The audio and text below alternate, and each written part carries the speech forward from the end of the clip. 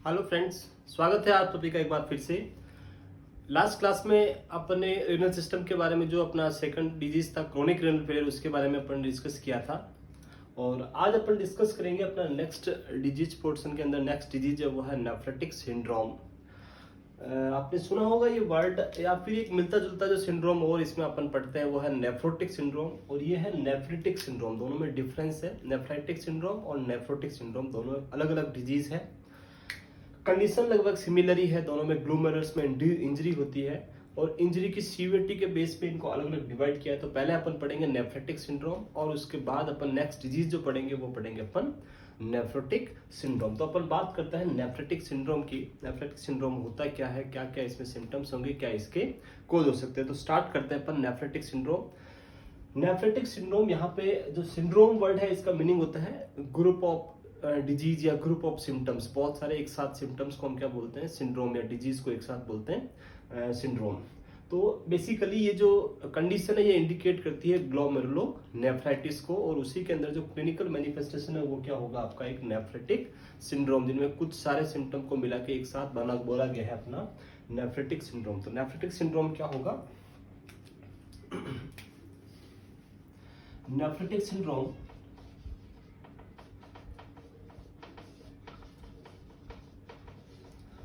is a clinical manifestation of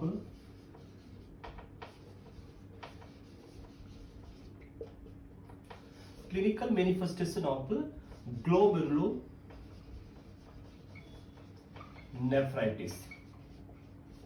glomerulonephritis, जो glomerulonephritis है उसका क्लिनिकल मैनिफेस्टेशन या क्लिनिकल फीचर्स है, उनको अपन एक साथ क्या बोलते हैं, नेफ्रेटिक सिंड्रोम। बात करेंगे अपन क्या क्या इसके सिम्टम्स होंगे, क्या क्या इसके वजह हो सकती है जिसकी वजह से देखने को मिलेगा। तो बात करते हैं ग्लोमेरुलोनेफ्राइटिस क्या होगा। तो ग्लोमेरुलोनेफ्राइटिस की बात करें तो ग्लोमेरुलोनेफ्राइटिस दो वर्ड से मिलकर बना है, ग्लोमेरुलो और नेफ्राइटिस, और यही इधर है नेफ्रेटिक सिंड्रोम। तो glomerulonephritis is there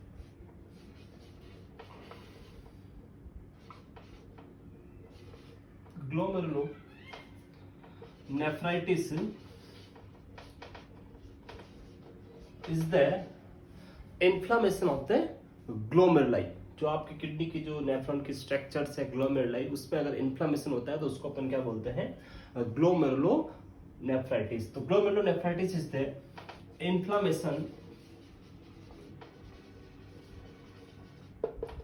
of the glomeruli. Glomeruli के अंदर इन्फ्लामेशन होना क्या कहलाएगा आपका, ग्लोमेरुलोनेफ्राइटिस।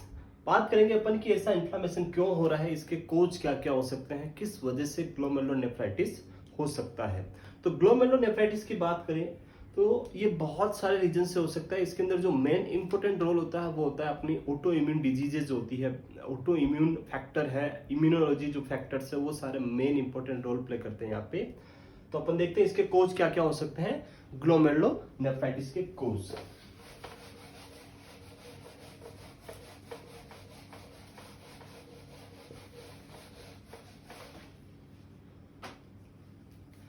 कोज की बात करें, कोज के अंदर इम्यूनोलॉजिकल डिसऑर्डर हो सकते हैं,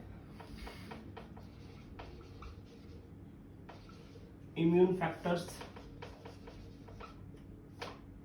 बहुत सारे इम्यूनिटी से रिलेटेड। आपका अगर इम्यून सिस्टम है वो अगर प्रॉपर वर्किंग नहीं है, प्रॉपर फंक्शनिंग, अगर अपन बात करें एक नॉर्मल एडल्ट की, अगर उसका इम्यून सिस्टम प्रॉपर वर्किंग है तो उसका जो एंटीबॉडी है वो कभी भी अपनी बॉडी के ऊपर सेल्फ से अटैक नहीं करता है। लेकिन अगर किसी पर्सन का इम्यून सिस्टम प्रॉपर वर्किंग नहीं है, इस कंडीशन में उसका अपना ओवन इम्यून सिस्टम है वो सेल्फ की बॉडी के ऊपर अटैक करता है, और उसी को अपन क्या बोलते हैं, इम्यून फैक्टर हो सकते हैं। जिसके अंदर अपन देखेंगे ऑटो इम्यूनिटी हो सकती है, auto immune disorder, auto immune disorder,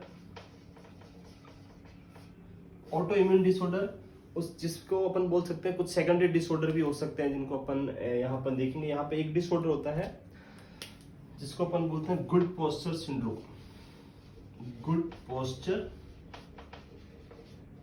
syndrome.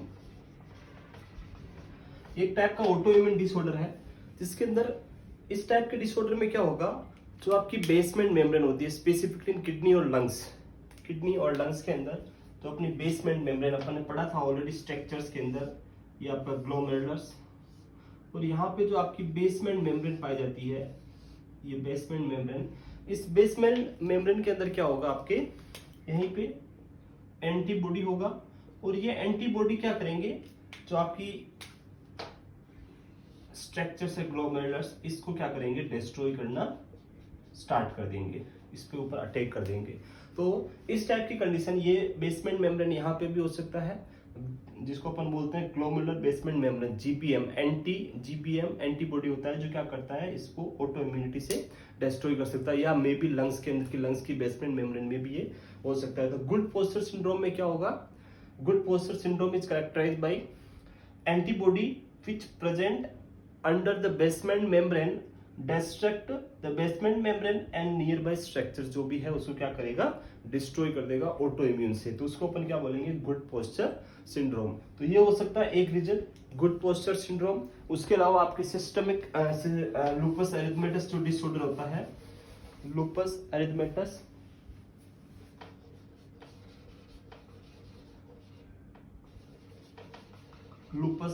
Disorder हो सकता है। उसके अलावा एक स्पेसिफिक कंडीशन है यहाँ पे, वो है एक और ऑटो इम्यूनिटी होती है, उसको अपन स्ट्रेप्टोकोकल, अगर इन्फेक्शन है पेशेंट को थ्रोट के अंदर, अगर beta haemolytic streptococcal infection, beta haemolytic streptococcal infection, तो ये भी क्या कोज कर सकता है, beta haemolytic streptococcal infection throat के अंदर, स्पेसिफिकली कहां पे, थ्रोट के अंदर अगर ये इन्फेक्शन प्रेजेंट है, तो उसकी वजह से भी क्या हो सकता है, पेशेंट को नेफ्रेटिक सिंड्रोम हो सकता है। इस इन्फेक्शन की वजह से एंटीजन एंटीबॉडी कॉम्प्लेक्स बनेंगे, और वो एंटीजन एंटीबॉडी कॉम्प्लेक्स ट्रेवल करके ग्लोमेरुलर के अंदर जाके वहां पे क्या करेंगे, ग्लोमेरुलर मेम्ब्रेन को डिस्ट्रॉय करेंगे, और उसमें क्या कोज कर सकते हैं, इन्फ्लेमेशन करेंगे, ग्लोमेरुलोनेफ्राइटिस कोज कर सकते हैं। तो ये हो सकता है। ये जो होता है डिजीज होने से, ग्लोमेरुलोनेफ्राइटिस होने से जो इन्फेक्शन है वो अराउंड 2 to 3 वीक पहले होगा, precede 2 to 3 week of disease, जो इन्फेक्शन होगा वो 2 से 3 वीक पहले आपकी बॉडी के अंदर देखने को मिलेगा आपको। अगर ऐसा इन्फेक्शन आपको लग रहा है कि स्ट्रेप्टोकोकल इन्फेक्शन हो गया है, तो आपको तुरंत उसके प्रिवेंशन लेने हैं, नहीं तो आगे जाके क्या कोज हो सकता है, ग्लोमेरुलोनेफ्राइटिस देखने को मिल सकता है। तो ये कुछ ऑटो इम्यून डिसऑर्डर है जिनकी वजह से क्या हो रहा है, बॉडी के अंदर क्या हो सकता है, ग्लोमेरुलोनेफ्राइटिस या नेफ्रेटिक सिंड्रोम देखने को मिल सकता है। नेक्स्ट अपन बात करें अपर रेस्पिरेटरी ट्रैक्ट के अंदर अगर इन्फेक्शन है, जैसे मम्स हो गया, HIV इन्फेक्शन है, तो इनकी वजह से भी कभी कभी ये देखने को मिल सकता है। नेक्स्ट अपन बात करें टाइप्स ऑफ ग्लोमेरुलोनेफ्राइटिस। टाइप्स की बात करें तो टाइप्स को हम वेरियस टाइप से डिवाइड कर सकते हैं, जैसे ऑनसेट के बेस पे, सीवियरिटी के बेस पे, कितने नेफ्रॉन या ग्लोमेरुलस इन्वॉल्व है उसके बेस पे। तो सबसे पहले अपन देखेंगे on the basis of onset. Onset के बेस पे अगर अपन बात करें तो क्या हो सकता है, acute glomerulonephritis, acute glomerulonephritis and chronic glomerulonephritis. It may be acute और इट मे बी क्रोनिक। तो एक्यूट जो होता है इसका ड्यूरेशन होगा फ्यू डेज टू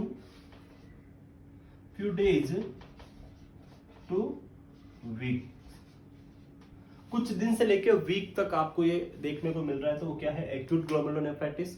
और अगर क्रोनिक है तो यहां क्या रहेगा, फ्यू मंथ्स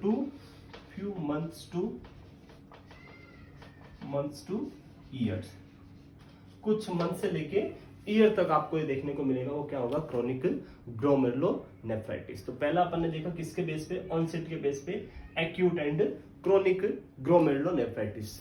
दूसरा अगर अपन बात करें कि जो हो रहा है उसका कोज क्या है, डिजीज के बेस पे क्या कोज है, उसके बेस पे कि जो डिजीज है वो सिर्फ किडनी के अंदर ही है, डायरेक्टली जाके किडनी को इन्फेक्ट किया, प्रॉब्लम किया, या फिर बॉडी में कोई अदर डिजीज थी, उस डिजीज की वजह से ग्लोमेरुलोनेफ्राइटिस हो गया, तो उसको अपन बोलेंगे primary glomerulonephritis and secondary secondary glomerulonephritis. Primary के अंदर disease only present in glomeruli के अंदर ही होगी, आपकी बॉडी के अंदर सिर्फ डिजीज का प्रेजेंट रहेगी ग्लोमेरुलाई में, और कहीं कोई डिजीज नहीं है बॉडी में, तो उसको अपन क्या बोलेंगे, प्राइमरी ग्लोमेरुलोनेफ्राइटिस, यानी disease present in glomeruli only.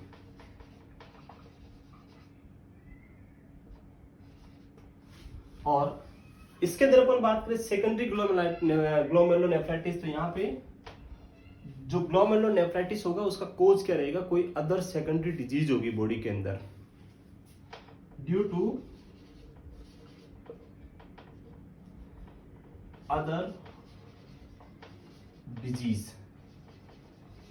For example जैसे पर्सन को HIV इंफेक्शन हो रखा है, HIV इंफेक्शन हो रखा है, उसकी वजह से क्या हो गया, ग्लोमेरुलोनेफ्राइटिस हो गया, तो वो क्या होगा बॉडी के अंदर, HIV पहले से ही था प्रेजेंट, उसकी वजह से ग्लोमेरुलोनेफ्राइटिस हुआ, इसलिए उसको अपन क्या बोल रहे हैं, सेकेंडरी ग्लोमेरुलोनेफ्राइटिस। लेकिन प्राइमरी के अंदर किसी टाइप की कोई भी बॉडी में प्रॉब्लम पैथोलॉजिकल नहीं होगी, अदर कोई प्रॉब्लम आके कर रही है तो उसको अपन बोलेंगे सेकेंडरी ग्लोमेरुलोनेफ्राइटिस। तो यहाँ पर दो देखा अपन ने, पहला एक्यूट एंड क्रोनिक और दूसरा प्राइमरी एंड सेकेंडरी। नेक्स्ट अपन बात करें कि जो ग्लोमेरुलस जो इन्वॉल्व है आपके ग्लोमेरुलाई, उनकी बेसिस के ऊपर कि कितने ग्लोमेरुलाई इन्वॉल्व है।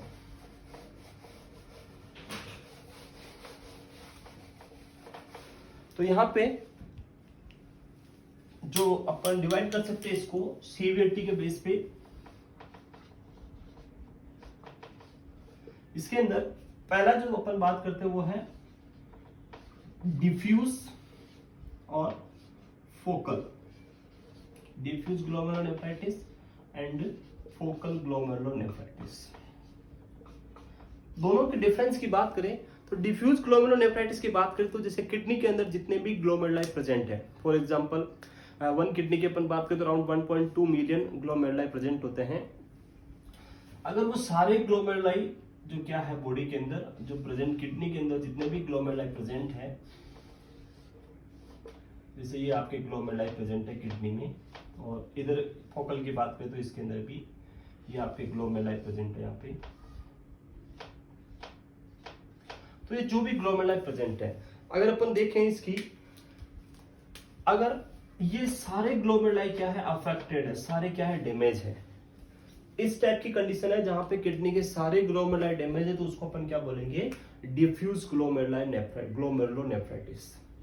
लेकिन अगर किडनी के कुछ ग्लोमेरुलाई, जैसे ये डैमेज है और ये सारे क्या है, दो नॉर्मल है, रिमेन लगभग कुछ नॉर्मल है, कुछ क्या है यहाँ पे डैमेज्ड है, तो इस टाइप की कंडीशन को हम क्या बोलेंगे, फोकल ग्लोमेरुलोनेफ्राइटिस। तो दोनों के अंदर डिफ्यूज के अंदर सारे ग्लोमेरुलाई अफेक्टेड रहेंगे और फोकल के अंदर सम ग्लोमेरुलाई अफेक्टेड। तो इसके अंदर अपन लिख सकते हैं डिफ्यूज के अंदर क्या होगा, ऑल ग्लोमेरुलाई अफेक्टेड, और इसके अंदर होगा आपका सम ग्लोमेरुलाई अफेक्टेड। नेक्स्ट अपन बात करें जो अफेक्टेड ग्लोमेरुलाई है उसके सिंगल, अगर अपन एक ग्लोमेरुलाई को माइक्रोस्कोपिकली एग्जामिन करें और उस एग्जामिन में हम देखें कि जैसे फर्स्ट अपन बात करें कि जैसे ये जो ग्लोमेरुलाई है, ये आपका किडनी, इसका ग्लोमेरुलाई यहां बनाया अपन ने ये, और देखो दूसरा किडनी, इसके अंदर भी सेम ग्लोमेरुलाई। अब अपन बात करें इसके अंदर जो डैमेज हो रखा उस पार्ट की, तो जैसे इसके अंदर आप देखोगे ये पूरा ग्लोमेरुलाई क्या हो गया, डैमेज है, ये भी पूरा डैमेज है, ये भी पूरा डैमेज है, और इसके अंदर अपन देखें तो क्या है, यहाँ पे हाफ ग्लोमेरुलाई क्या है, डैमेज है, इस टाइप से।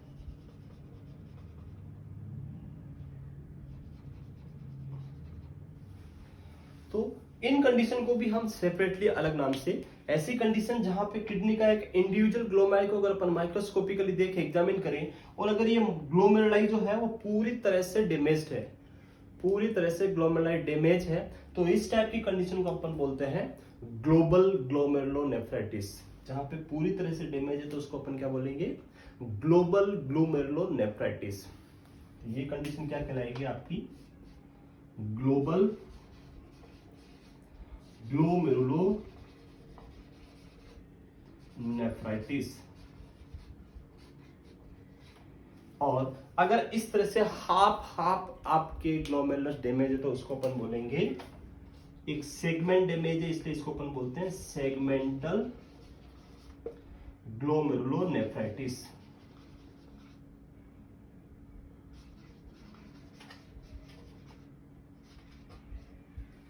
तो यहाँ पे कॉन्सेप्ट है कि अगर पूरा ग्लोमेरुलस डैमेज है तो उसको अपन बोलेंगे ग्लोबल ग्लोमेरुलाइटिस, ग्लोबल ग्लोमेरुलोनेफ्राइटिस। और अगर एक सेगमेंट, एक पार्ट ही डैमेज है, आधा डैमेज है आधा नॉर्मल है, तो इसको अपन बोलेंगे सेगमेंटल ग्लोमेरुलोनेफ्राइटिस। अब यहाँ पे अपन इनको इसके साथ मैच करते हैं कि अगर सारे जो ग्लोमेरुलस है वो पूरी तरह से ग्लोबली डैमेज है तो उसको अपन बोलेंगे, पूरा डैमेज है इसलिए ग्लोबल, और सारे डैमेज है इसलिए इसको अपन क्या बोलेंगे, डिफ्यूज। तो ग्लोबल डिफ्यूज ग्लोमेरुलोनेफ्राइटिस। और यहाँ पे हाफ डैमेज है इसलिए सेगमेंटल, और सभी अफेक्टेड है इसलिए उसको बोलेंगे डिफ्यूज। तो सेगमेंटल डिफ्यूज ग्लोमेरुलोनेफ्राइटिस। अगर इसके अंदर किडनी के अंदर अगर जैसे ये एक ही डैमेज होता, डैमेज से क्या होता, सिंगल ही डैमेज होता, इधर भी आपका ये डैमेज नहीं होता, एक ही डैमेज होता, तो फिर इसको अपन क्या बोलते हैं, ग्लोबल, क्योंकि पूरा डैमेज्ड है और एक ही अफेक्टेड है यानी कुछ सम ग्लोमेरुलाई अफेक्टेड, इसलिए फोकल। तो ग्लोबल फोकल ग्लोमेरुलोनेफ्राइटिस। और इधर भी अपन क्या बोलेंगे, सेगमेंटल फोकल ग्लोमेरुलोनेफ्राइटिस। तो दोनों के बेस पे अपन ने देखा टाइप्स इसके, अगर सारे अफेक्टेड है तो डिफ्यूज और कुछ अफेक्टेड है तो फोकल। अगर पूरा ग्लोमेरुलस अफेक्ट डैमेज हो गया तो उसको बोलेंगे ग्लोबल, और पूरा नहीं हो गया हाफ हुआ है तो उसको अपन बोलेंगे सेगमेंटल ग्लोमेरुलोनेफ्राइटिस। तो ये थे इसके वेरियस टाइप इसके कि कौन कौन से इसमें टाइप्स हो सकते हैं। नेक्स्ट अपन बात करते हैं इसके क्लिनिकल मैनिफेस्टेशन, क्या क्या इसमें सिम्टम देखने को मिल सकते हैं।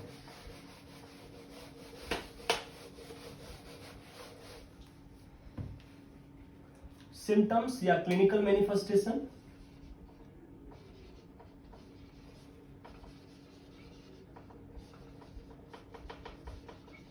सिम्टम्स की बात करें तो जब आपका ग्लोमेरुलर डैमेज हो जाएगा, जो ग्लोमेरुलस है वो डैमेज हो जाएगा, अपन देखते हैं ये आपका ग्लोमेरुलस,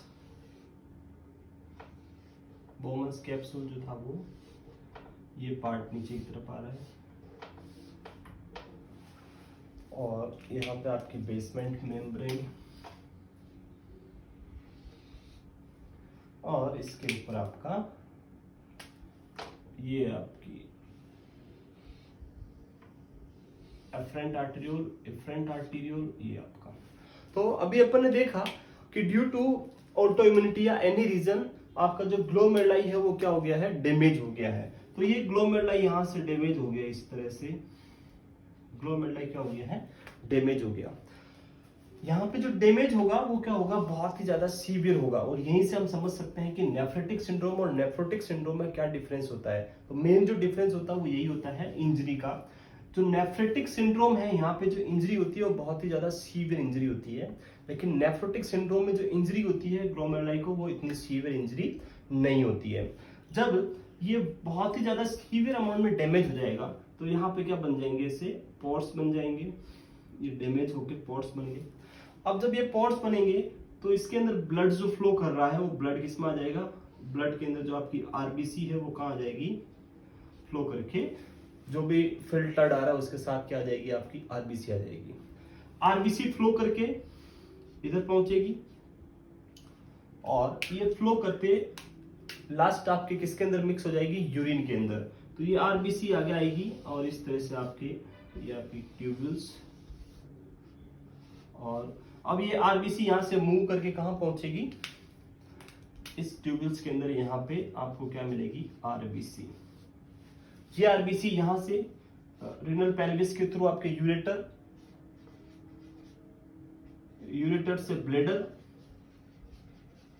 और ब्लेडर से यूरिथ्रा, और यूरिथ्रा से फिर एक्सटर्नल एनवायरनमेंट में यूरिन में आपको जो आरबीसी मिलेगी उसको अपन बोलते हैं हिमेचूरिया। तो आपको क्या देखने को मिलेगा, हिमेचूरिया देखने को मिलेगा। ये जो आरबीसी है इसको बहुत लॉन्ग ट्रेवल करना पड़ रहा है। यहाँ पे, यहाँ आपने देखा आरबीसी यहाँ पे निकली, यहाँ से लॉन्ग ट्रेवल करते करते ये यहाँ से कहाँ पहुंची है, इसके अंदर इतना ट्रेवल करके लास्ट में पहुंची है।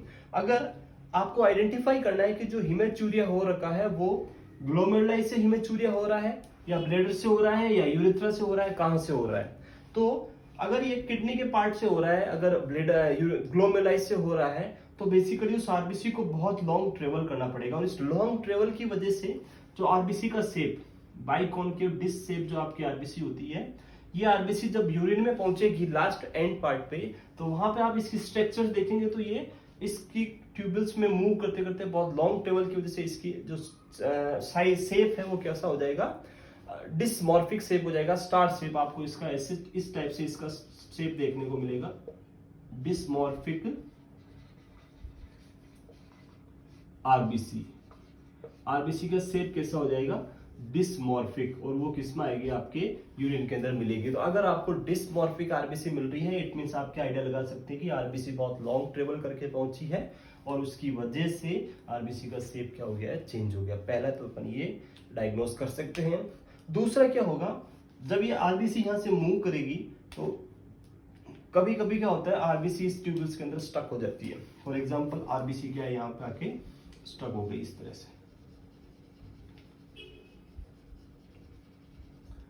ये आरबीसी यहाँ आके स्टक हो गई। बहुत सारी आरबीसी आके एक साथ होके से कलेक्ट हो गई यहाँ पे। अब जो फिल्टर इधर से आएगा वो फिल्टर इधर एक्यूमुलेट होता जाएगा और इस आरबीसी को ऊपर क्या करेगा, प्रेशर लगाएगा, और प्रेशर की वजह से ये आरबीसी क्या करेगी, स्लोली स्लोली किधर मूव करेगी, नीचे की तरफ मूव करेगी। और आपको जो यहाँ आरबीसी मिलेगी वो किस टाइप का मिलेगा, सिलेंड्रिकल आरबीसी मिलेगा। आरबीसी का शेप कैसा मिलेगा, यहाँ पे जो आरबीसी आएगा वो कैसा मिलेगा, आरबीसी सिलेंड्रिकल, सिलेंड्रिकल आरबीसी। और ये सिलेंड्रिकल आरबीसी क्यों हो रहा है, क्योंकि आरबीसी एक जगह एक्यूमुलेट हो गई और वो फिर प्रेशर की वजह से, जब इसमें प्रेशर लगा तो वो प्रेशर के साथ एक साथ बाहर निकल गई। ये प्लाज्मा प्रोटीन जो आपके प्रोटीन है उसके साथ बाइंडेड रहेगी, इसलिए जुड़ जाएगी और यहाँ से बाहर आएगी तो किस मिलेगी, आपको सिलेंड्रिकल आरबीसी मिलेगी। इस टाइप की आरबीसी जो इस शेप में आपको मिल रही है सिलेंड्रिकल आरबीसी, इसको अपन बोलते हैं रेड सेल कास्ट, इसको अपन बोलते हैं रेड सेल कास्ट। तो दो सिम्टम आपको अभी तक याद रखना है। पहला, डिसमॉर्फिक आरबीसी आपको देखने को मिलेगी, हिमेचूरिया होगा उसके अंदर आपको dysmorphic RBC plus red cell cast देखने को मिलेगा। रेड सेल कास्ट क्या है, जब सिलेंड्रिकल इस तरह से बहुत सारी आरबीसी एक साथ मिलकर एक सिलेंडर की फॉर्म बना के आती है, उसको अपन क्या बोलेंगे, रेड सेल कास्ट या आरबीसी कास्ट। उसके अलावा आरबीसी जब यूरिन में मिक्स होगी तो उसका कलर भी क्या हो जाएगा, चेंज हो जाएगा। तो आपको यहाँ पे कोका कलर यूरिन देखने को मिलेगा। यूरिन कैसा होगा, कोका कलर यूरिन, यूरिन का कलर कैसा हो जाएगा, कोका कलर यूरिन। तो यहां तक अभी तक अपन ने एक सिम्टम देखा, वो था हिमेचूरिया होगा। हिमेचूरिया के कुछ फीचर्स देखे, dysmorphic RBC, Coca colour urine और आपका रेड सेल कास्ट आपको देखने को मिलेगा। नेक्स्ट अपन बात करें सेकंड,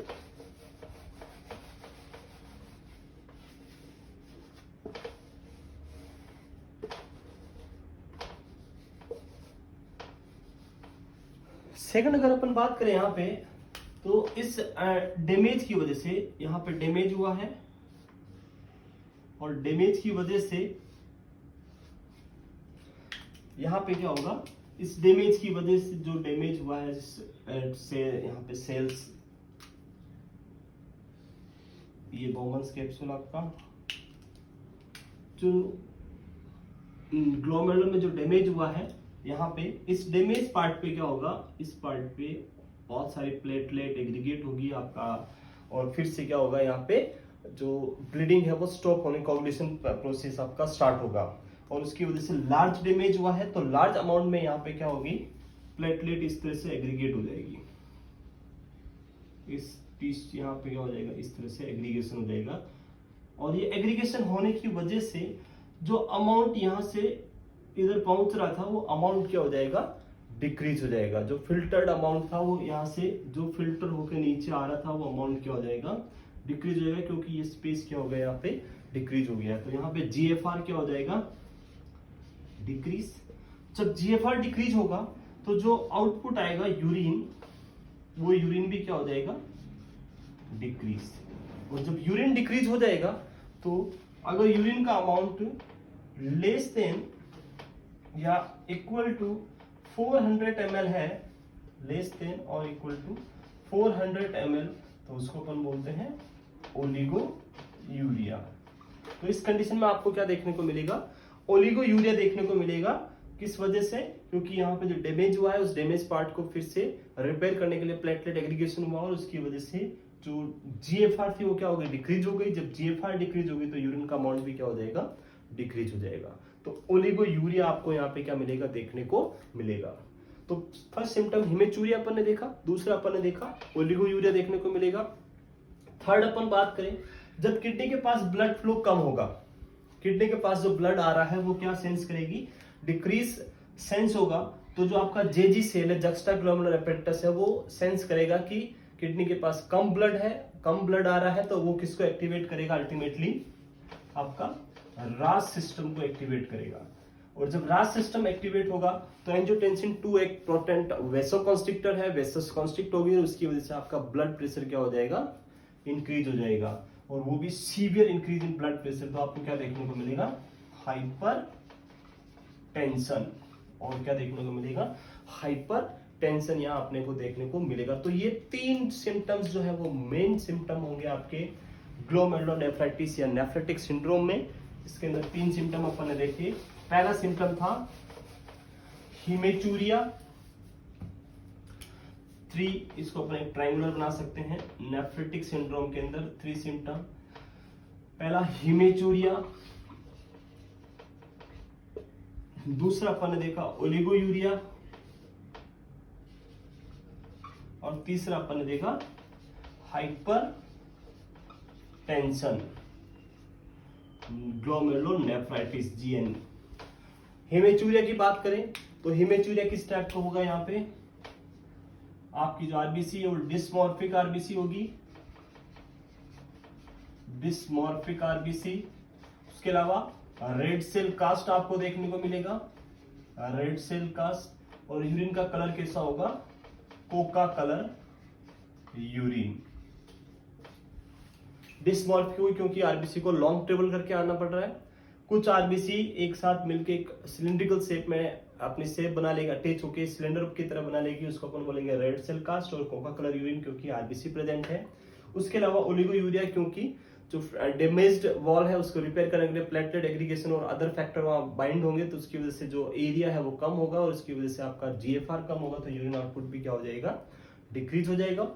हाइपरटेंशन देखने को मिला क्योंकि रास सिस्टम एक्टिवेट हो जाएगा। नेक्स्ट अपन कुछ और अदर सिम्टम की बात करें तो ओलिगो यूरिया हो रहा है, जीएफआर डिक्रीज हो रही है, तो बेसिकली जो प्रोटीन जो आपके यूरिन में आएगा वो देखने को मिलेगा, बट कम अमाउंट में जीएफआर जो फिल्ट्रेशन है वो लेस अमाउंट में हो रहा है, उसकी वजह से आपका प्रोटीन भी वहां पे फिल्टर्ड कम होगा और उसकी वजह से आपको यहाँ पे mild to moderate proteinuria, proteinuria. जो प्रोटीन यूरिया वाला फीचर है वो नेफ्रोटिक सिंड्रोम में अपन जब पढ़ेंगे तब देखेंगे कि वहां बहुत ही इंपॉर्टेंट होता है प्रोटीन यूरिया का सिम्टम, लेकिन यहाँ प्रोटीन यूरिया आपको थोड़ा कम देखने को मिलेगा। उसका रीजन है क्योंकि यहाँ पे जीएफआर क्या हो गया, डिक्रीज हो गया, तो प्रोटीन भी कम फिल्टर होगा, उसकी वजह से प्रोटीन यूरिया आपको कम देखने को मिलेगा। जब प्रोटीन का लॉस कम होगा तो उसकी वजह से जो बॉडी का ऑस्मोटिक प्रेशर है वो भी कम डाउन होगा, ज्यादा लॉस नहीं हो रहा है, उसकी वजह से ऑस्मोटिक प्रेशर में ज्यादा चेंजेस नहीं आएगा, तो इडिमा देखने को मिलेगा, बट ज्यादा सीवियर इडिमा नहीं देखने को मिलेगा। इडिमा का टाइप जो होगा वो टाइप देखने को मिलेगा यहाँ पे pitting oedema, pitting oedema. Pitting oedema की बात करें, पिटिंग इडिमा का मीन्स है कि जो इडेमेटस पार्ट है जहां पे भी इडिमा हो रखा है उस पार्ट पे अगर आप फिंगर से प्रेस करें तो प्रेस करने के बाद वो जो स्किन है या वो जो है वहां पे क्या बन जाता है, पिट बन जाता है, वो वापस रिवर्ट बैक नहीं होता है, उसको अपन बोलते हैं पिटिंग इडिमा। फॉर एग्जांपल जैसे ये एक टिश्यू, एक सेल है और ये दूसरी सेल है, इनके अंदर आपको क्या देखने को मिल रहा है, इडिमा हो रखा है। आपने इस सेल को प्रेस किया, ये सेल ऐसे गई, इस सेल को भी आपने प्रेस किया, ये सेल ऐसे गई, और कुछ सेकंड बाद ये सेल फिर से क्या हो गई, नॉर्मल हो गई, लेकिन ये सेल अभी तक भी क्या है, इसी शेप में है, तो इसको अपन बोलते हैं नॉन पिटिंग इडिमा और इसको अपन बोलते हैं पिटिंग इडिमा। ये क्या होगा आपका पिटिंग इडिमा। तो यहाँ आपको कैसा देखने को मिलेगा, पिटिंग इडिमा। और ये पिटिंग इडिमा सबसे पहले अगर अपन बात करें तो देखने को मिलेगा जो आपकी ऑर्बिटल केविटी है, जिसको अपन बोलते हैं पेरी ऑर्बिटल केविटी, सबसे ज्यादा कहां देखने को मिलेगा ये pitting oedema, periorbital cavity. Periorbital cavity पे ही क्यों देखने को मिलेगा, इसका अगर अपन बात करें स्पेसिफिक रीजन कि वहीं पे क्यों देखने को मिलेगा, तो बेसिकली जो अपनी स्किन है वो सारी जगह से अपन देखें तो टाइटली अटैच्ड होती है, बहुत टाइट अटैच है, इतनी जो नीचे के सेकंड लेयर और जो आपकी मस्कुलर जो सबक्यूटेनियस लेयर है उस पर टाइटली अटैच्ड है। लेकिन अगर अपन बात करें पेरी ऑर्बिटल केविटी पे, तो यहाँ पे जो स्किन होती है वो क्या होती है, थोड़ी लूजली अटैच होती है, यहाँ पे स्किन इजीली बाहर आ सकती है, लूज अटैच्ड होती है। लूज अटैच होने की वजह से यहाँ पे जो भी फ्लूइड लीक होगा वो इजीली क्या हो जाएगा, बल्ज आउट होके बाहर आ जाएगा, लेकिन अदर पार्ट में उसको आने में थोड़ा टाइम लगेगा। तो इसलिए अर्ली फेज में आपको इडिमा कहां देखने को मिलेगा, पेरी ऑर्बिटल केविटी में। और दूसरा जो डिपेंडेंट पार्ट होते हैं बॉडी के, फॉर एग्जांपल लिम्ब है जो डिपेंडेंट है, उनको जो इजीली ग्रेविटी की वजह से ब्लड फ्लो जल्दी होता है उधर, तो डिपेंडेंट पार्ट लाइक पेरीफेरी जो है वहां पे भी आपको इडिमा देखने को मिलेगा, डिपेंडेंट इडिमा या पेरी ऑर्बिटल केविटी के ऊपर आपको पुटिंग इडिमा देखने को मिलेगा। तो ये कुछ सिम्टम्स जो अपन ने डिस्कस किए यहाँ पे, जिसमें इंपॉर्टेंट हिमेचूरिया देखने को मिलेगा।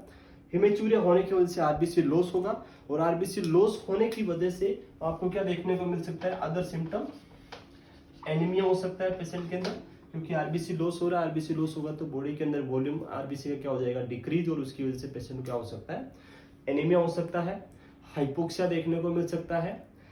उसके अलावा इडिमा होने की वजह से पेशेंट को मे बी पेरिकार्डियल इफ्यूजन हो सकता है, या आपका जो प्लूरल केविटी उसमें फ्लूइड फिल्टेड हो सकता है, लंग्स के अंदर पल्मोनरी इडिमा हो सकता है, लेकिन वो थोड़ा सीवियर ज्यादा नहीं होगा, क्योंकि यहाँ पे प्रोटीन का लॉस क्या हो रहा है, कम हो रहा है, इसलिए ज्यादा सीवियर फॉर्म में आपको देखने को नहीं मिलेगा। मेन इंपॉर्टेंट अपन ने 3 सिम्टम देखे यहाँ पे, इन पे अपने को मेन फोकस करना है, वो है हिमेचूरिया, हाइपरटेंशन और आपका ओलिगोयूरिया। जब बॉडी के अंदर ओलिगोयूरिया देखने को मिलेगा तो ओलिगोयूरिया की वजह से जो वेस्ट प्रोडक्ट किडनी बाहर निकालती है, जो भी वेस्ट मटेरियल को एक्सट्रेट आउट करती है, वो वेस्ट बाहर नहीं निकलेंगी, और इसकी वजह से बॉडी के अंदर क्या हो जाएंगे, ओलिगोयूरिया की वजह से सिम्टम्स, जो भी आपके वेस्ट प्रोडक्ट है वो बाहर नहीं निकल पाएंगे, और उसकी वजह से इंक्रीज नाइट्रोजनस वेस्ट प्रोडक्ट या urea create, increase urea creatinine. और इनको अगर अपन बात करें कि इनका लेवल इंक्रीज होना, तो इसको एक टर्म में अपन बोलते हैं एजोटेमिया।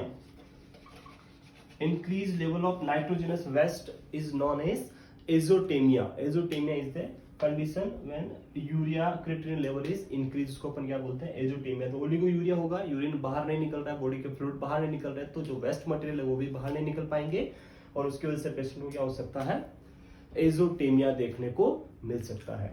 तो ये थे क्लिनिकल मैनिफेस्टेशन, कैसे कैसे अपने को पेशेंट के अंदर, कोई भी पेशेंट आपके पास आता है तो हम उसको कैसे आइडेंटिफाई कर सकते हैं। अगर कोई पर्सन आता है बोलता है कि अर्ली मॉर्निंग मेरे को पेरीऑर्बिटल स्वेलिंग देखने को मिलती है, तो हमें क्या सस्पेक्ट करना है कि मे बी पेशेंट को हो सकता है कि रीनल डिजीज हो सकती है, रीनल से रिलेटेड हो सकता है।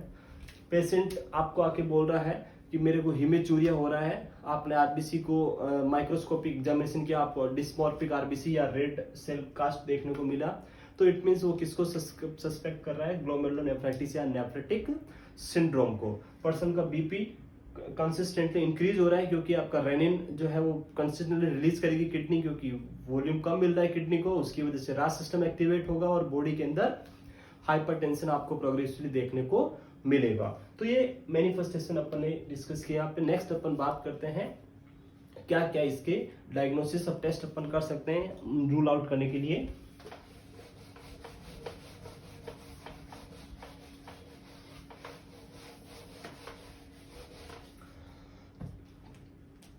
टेस्ट डायग्नोस्टिक इवैल्यूएशन या असेसमेंट की बात करें,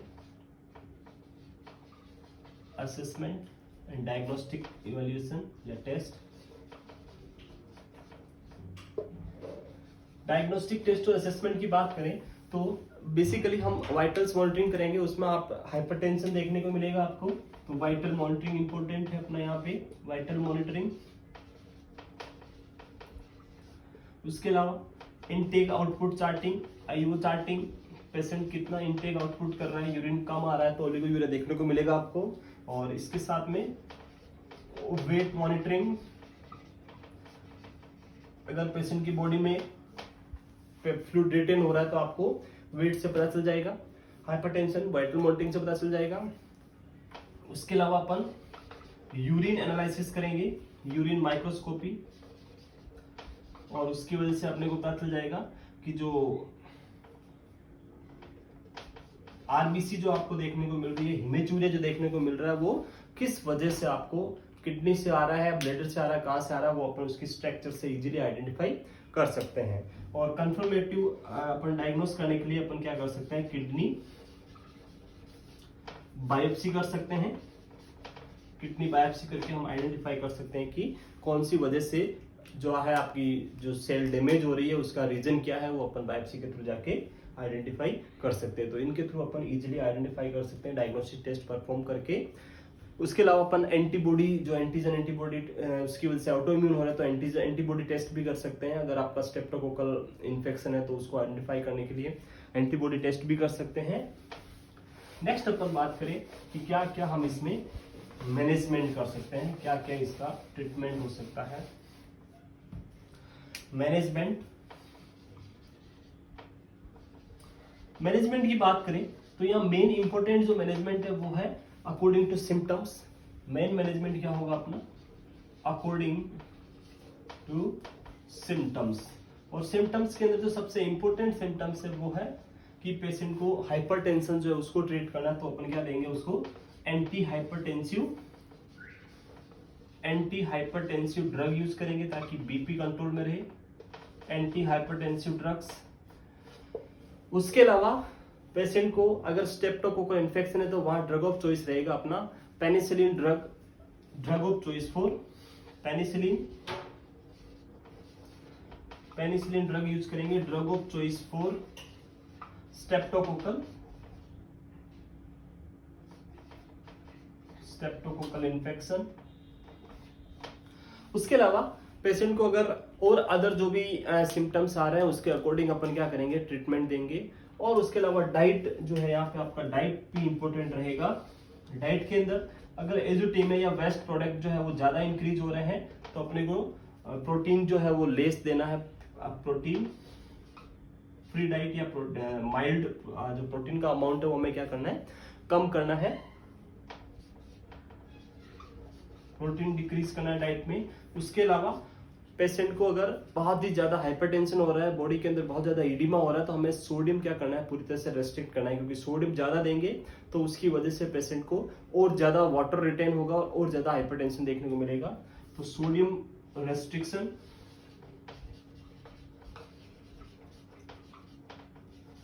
बहुत बार एग्जाम में इस टाइप से क्वेश्चन आता है कि नेफ्रोटिक सिंड्रोम का पेशेंट है, हाइपरटेंशन हो रहा है, तो आप उसको कौन सी डाइट नहीं देंगे। तो सोडियम जो डाइट होती है जिसके अंदर सोडियम प्रेजेंट है, वो कोई भी फूड हमें पेशेंट को वहां पे ऑप्शन देखना है कि सोडियम वाले फूड नहीं देने, विदाउट सोडियम वाले जो भी फूड है वो हमें देने हैं। अगर पेशेंट को प्रोटीन की पूछा है तो प्रोटीन फ्री डाइट जो भी होगी या प्रोटीन का अमाउंट कम देना है, ताकि पेशेंट को किडनी के ऊपर और ज्यादा वर्कलोड नहीं पड़े और ज्यादा वेस्ट जो मेटाबॉलिक वेस्ट है वो इंक्रीज नहीं हो, क्योंकि पहले से ही किडनी ओलिगोयूरिया फेज में है।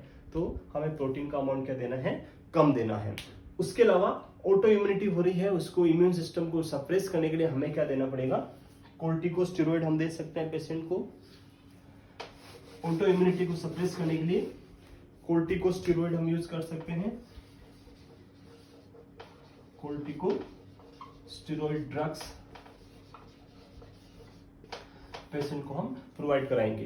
तो ये सारी ड्रग्स, उसके साथ में जो इंपॉर्टेंट नर्स का मैनेजमेंट हमें ध्यान रखना है। वाइटल मॉनिटरिंग बहुत ही इंपॉर्टेंट है, वेट मॉनिटरिंग करनी है। अगर पेशेंट को बहुत ज्यादा एडिमा या हाइपरटेंशन ज्यादा हो रहा है तो फ्लूइड रेस्ट्रिक्ट करना है, सोडियम रेस्ट्रिक्ट करना है। अगर वेस्ट मटेरियल या मेटाबॉलिक वेस्ट यूरिया क्रिएट बहुत ज्यादा बढ़े हुए तो हमें प्रोटीन को कम देना है, प्रोटीन अमाउंट ज्यादा नहीं देना है। तो इन सारी चीजों का हमें ध्यान रखना है। अगर अर्ली स्टेज में हम इसको ट्रीट नहीं करते हैं तो ये आगे जाके किसमें कन्वर्ट हो सकता है, प्रोग्रेसिवली क्रोनिक जो ग्लोमेरुलोनेफ्राइटिस है उसमें जाके ये कन्वर्ट हो सकता है। तो ये था नेफ्रेटिक सिंड्रोम या ग्लोमेरुलोनेफ्राइटिस। नेक्स्ट अपन डिस्कस करेंगे, जो नेक्स्ट टॉपिक होगा वो नेफ्रोटिक सिंड्रोम। देखेंगे कि कैसे नेफ्रेटिक सिंड्रोम और नेफ्रोटिक सिंड्रोम एक दूसरे से डिफरेंट होते हैं। तो आपको अगर वीडियो में किसी टाइप का कंटेंट में किसी टाइप की कोई प्रॉब्लम है तो आप वीडियो के कमेंट बॉक्स में जाके कमेंट कर सकते हैं। वीडियो को ज़्यादा से ज़्यादा शेयर करें, चैनल को ज़्यादा से ज़्यादा सब्सक्राइब करें। Thank you.